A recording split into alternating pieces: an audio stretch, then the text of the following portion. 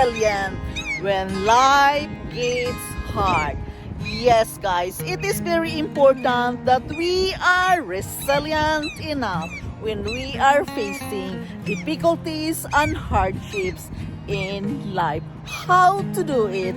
It depends how confident you are with yourself, how strong you are, how you believe in yourself. It is very important that we can work with ourselves to be resilient enough to work with ourselves when things get rough in our life. Life it's never been easy, but we must learn how to be resilient enough. We can make it. We can handle our problems. We can solve it. And of course, a right mindset can help you to get through it despite of the difficulties, despite of the hardships. We all can make it through the hard times in our life. Remember, it is a part of our life journey. We must just work with ourselves. How can we resilient when life gets hard? The only way to overcome adversity and conquer any challenge is through mental toughness. We must be tough enough to handle these things in our life. We must work with our mentality when it is hard. Even it is very uncomfortable, we are going to work with ourselves anyway. Embrace the difficulties. Be strong and resilient enough to face all these things in your life. No matter what hard it is, just stick with it and embrace it anyway. Be resilient and never give up. Be strong, be tough enough to face all these things in our life. This is very important, guys. The first thing we can do when facing difficulties is to make sure you recognize it as soon as possible. You recognize it, you embrace it, you accept it, face it with a strong mentality that you can make it through the hard times. We must develop our resilience so we are ready when we need our strength the most. Yes, it is very important that we are aware about it. One of the tools is, believe in yourself that you can make it. Because guys, anyway, everybody can make it. Despite of the difficulties, it will go through anyway. Believe that you can handle the things which is very difficult. And one tips of it, guys, is be calm. Ice yourself. Yes, calm down in order to have clear mentality to be resilient. Master your emotions. It is very important that we know how to master our emotions before our emotions will master you. As the book says, yes, learn to master your emotions before the emotions will manage you. Stay tough even if it hurts. Yes, it is very tough, but stay there anyway. Keep growing, keep learning, looking at the positive side of the problem, that there is something lesson to learn.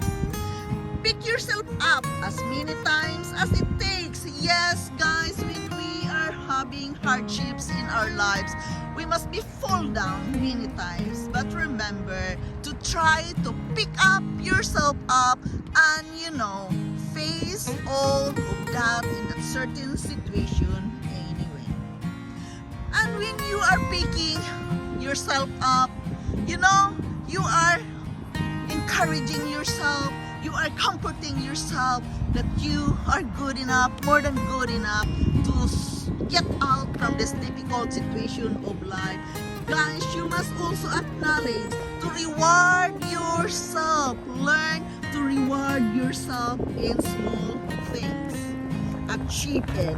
We must develop our resilience by performing permanence, foster wellness, nurture the positive view of ourselves, practice self-compassion, make it a habit to practice it daily.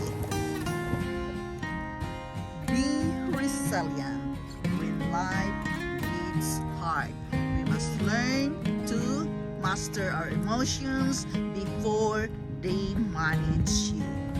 We must learn to stay tough anyway. Stay always prepared. Yes, guys, we must nurture a positive view of ourselves. We must foster our wellness. We must practice self-compassion. Make it a habit to practice it daily, managing our feelings.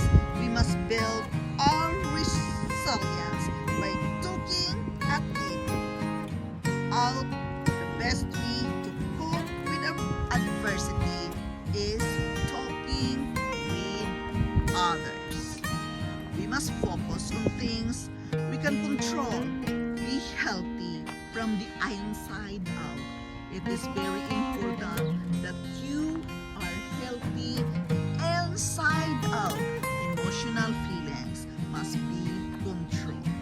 Try to participate, networking, and engaging in positive activities. It is very important, guys, that you know how to build a strong resilience within yourself. Yes, guys, it is what it is, but we must be resilient when life gets hard. It is a work of mindset and effort with ourselves. So do it anyway, despite of the difficulties, despite of the hardship. Look at it, the other side of the situation. There's always positive in it. So guys, learning ourselves to master our feelings and emotions, it's very important. We must have full control of ourselves.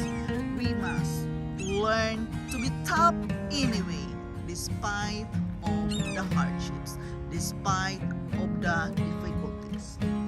Yes, picking up ourselves as many times as it takes. It's really hard, but it needs to be done anyway. It is your life. Nobody can pick up yourself. It is you can do that. Pick yourself up and say to yourself, I am strong.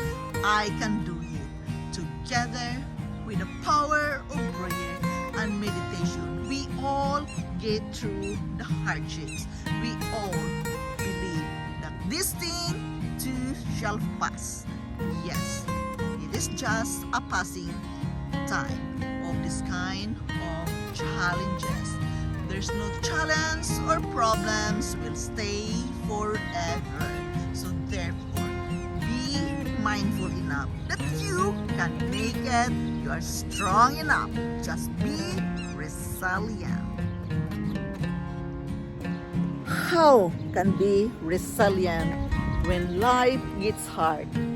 Yes, guys, believe in yourself. You are strong enough. You are good enough. You are clever enough to find its way to control your feelings and emotions. You can make it. Everyone can make it. I know it is easier said than done. It's not easy. But guys, it is really a work from our mindset. So learn to be resilient no matter what, how difficult, how heavy the problem is. Remember that we all can make it at the end. Remember guys, this is Yundel. Thank you so much for tuning in. Thank you so much for being here today. Again, I am forever grateful to each and every one of you tuning in here in my channel today. Thank you so much for your time and effort dropping here. So I hope my message can help you as well. Thank you so much guys, and I love you all, and bye-bye.